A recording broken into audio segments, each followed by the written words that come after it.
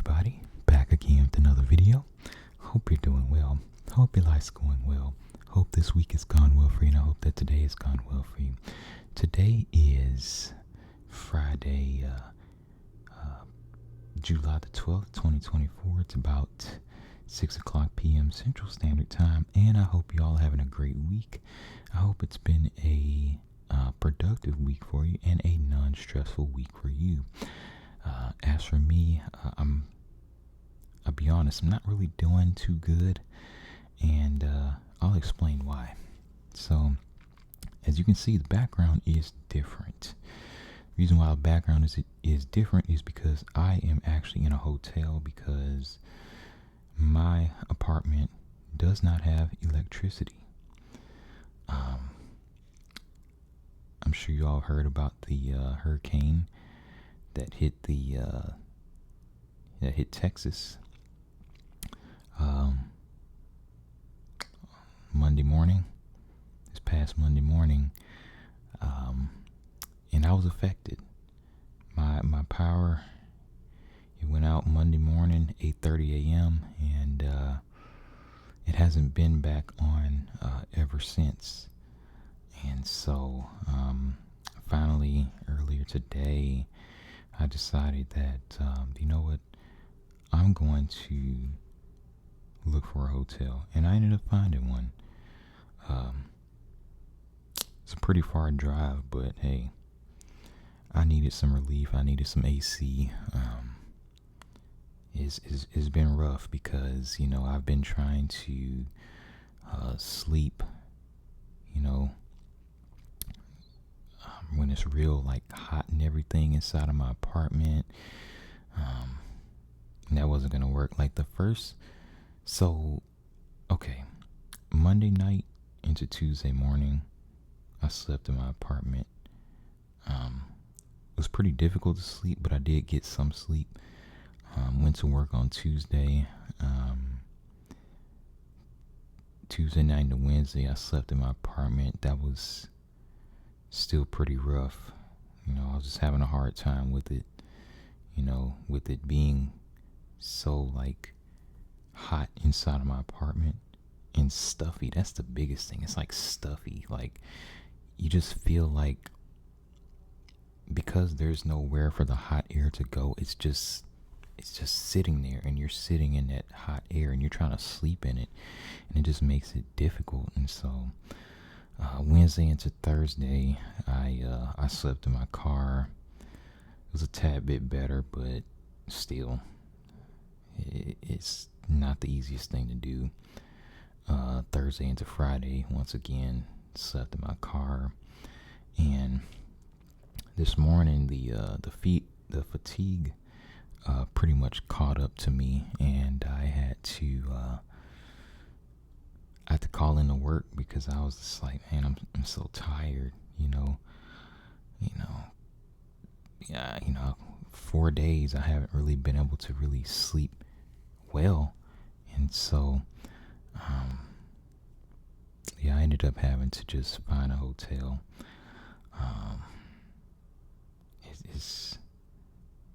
It's a difficult situation to be in, but I know that a lot of people that were affected by that storm, the millions of people that were affected by that storm, had it a lot worse.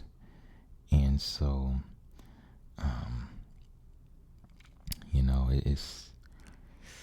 it's rough.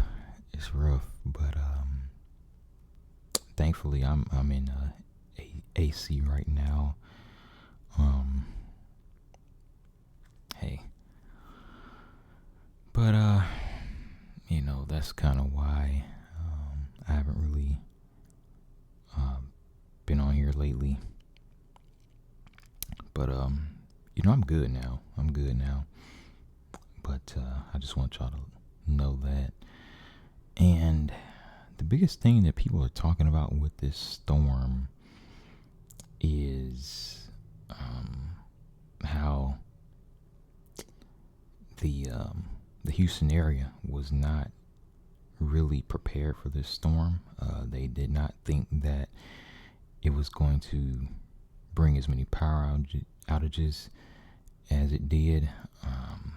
At first, it was predicted to hit closer to Brownsville than it was forecast to hit Corpus Christi, and then eventually it just kind of moved on up, north of Corpus Christi, and it actually hit Matagorda Bay, but it still affected just a wide area between like Matagorda Bay and Galveston, Texas. I think even further east than that it hit, and just everywhere, all over the southeast Texas region. It caused lots of power outages. They say 2.7 million people didn't have power or something like that. And I'm not 100% sure if they're counting each individual as a person, or they're saying 2.7 million households. Because if it's 2.7 million households, that means the number of people that were actually affected by the power outage was a lot higher. And so that's something to consider as well when they're telling you that, we have this many people without power. They might be talking about households. I don't think they're talking about like individual people. I could be wrong about that though. I'm not sure, but that's what I heard.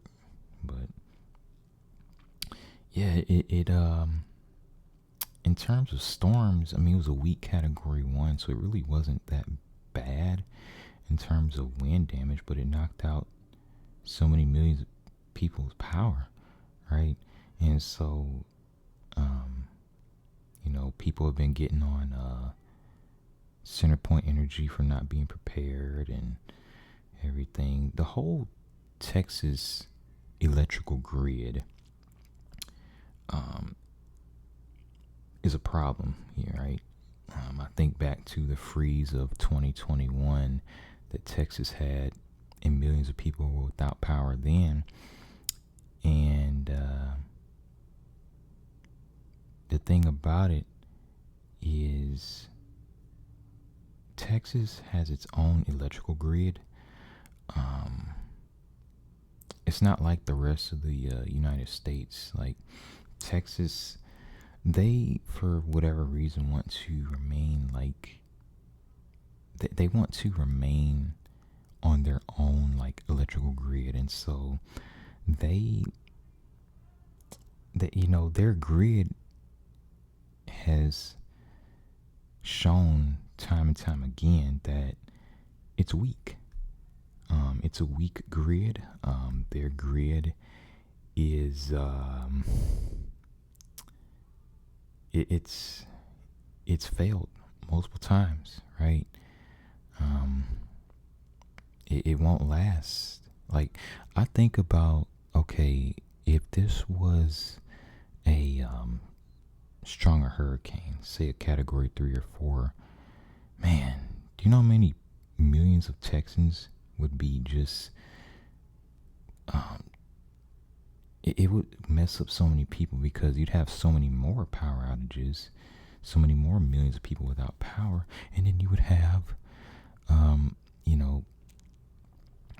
just more and more people, right, just going without no power, dealing with the heat during the day inside of their homes when there's no power. And the thing is, their system can be more reliable, right? The system can be more reliable, but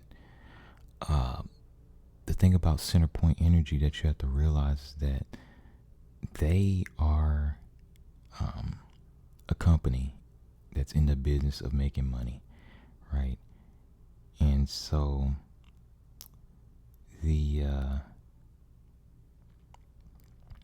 they're going to do things that are in the best interest of the company's financials, right? Profits, right?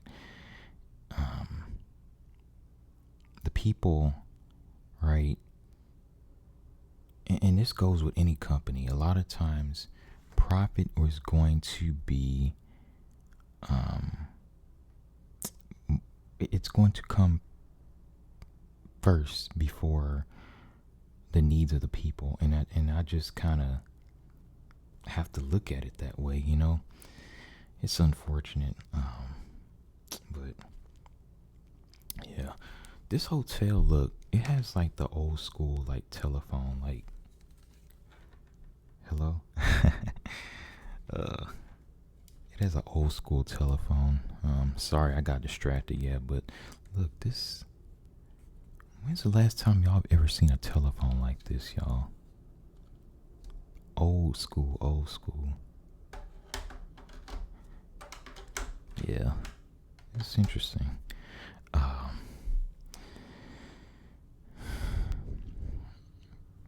So yeah, this storm,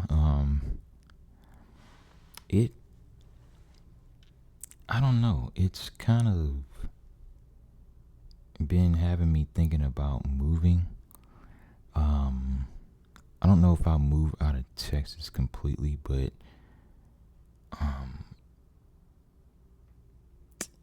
I was affected because I'm pretty close to the Gulf Coast, and so that's why I was affected.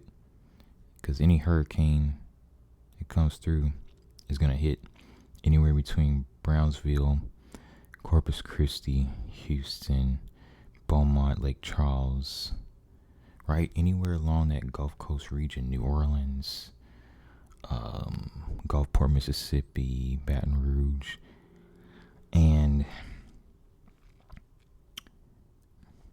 yeah, it makes me think about like moving. But every place that you move to is gonna have like some type of issue. Like, say I was to move to like the Midwest, right? I'd still deal with, blizzards and everything. Move out west of California, earthquakes. The East Coast, they still deal with hurricanes. And it gets cold and they have blizzards. Florida, hurricanes. So Texas, hurricanes, and it's hot, so anywhere you go, you gotta just deal with things. But man, it just goes to show, man, like, the Texas grid is just not reliable. They should join forces with all the other states, and the whole thing should be just one big energy grid. Like, Texas should not have its own like energy grid, and so I think that's one of the big problems, because we're in the middle of July. It's hot down here. Like, we can't afford to have no power for like a week, a very weak hurricane, like basically one step above a tropical storm. And you have all these people with, millions of people with no power for this little weak thing, and we're supposed to be prepared, right? For hurricanes.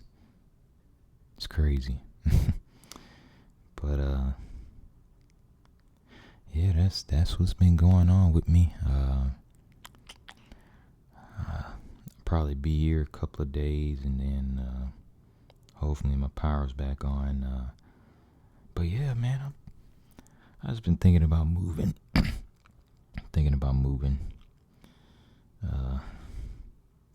Don't know where I'm gonna move to. Some people say Virginia's nice. I would like to stay in Texas, but I like Texas. I would stay in Texas, but I don't know.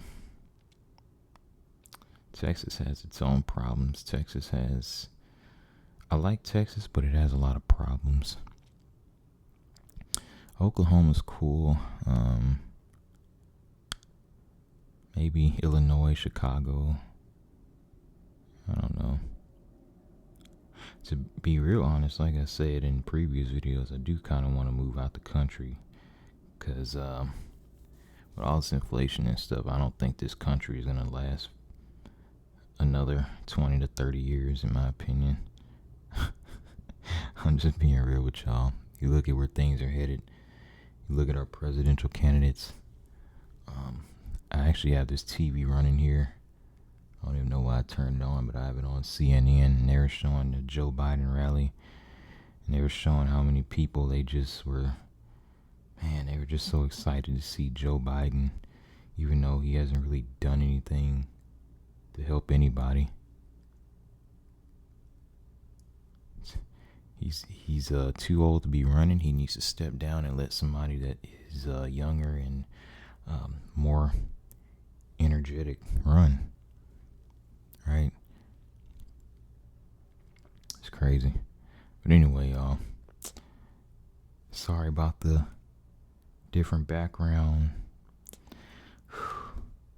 It's been a little bit tough, but I'm good though. I'm good. I just want to update y'all with what's been going on. I actually have another video that I did about car leases. I recorded that like last Sunday. I may upload that one like tomorrow, but yeah, if anything, sometime this weekend I'll upload that one. But thanks for watching, and have a great rest of your Friday.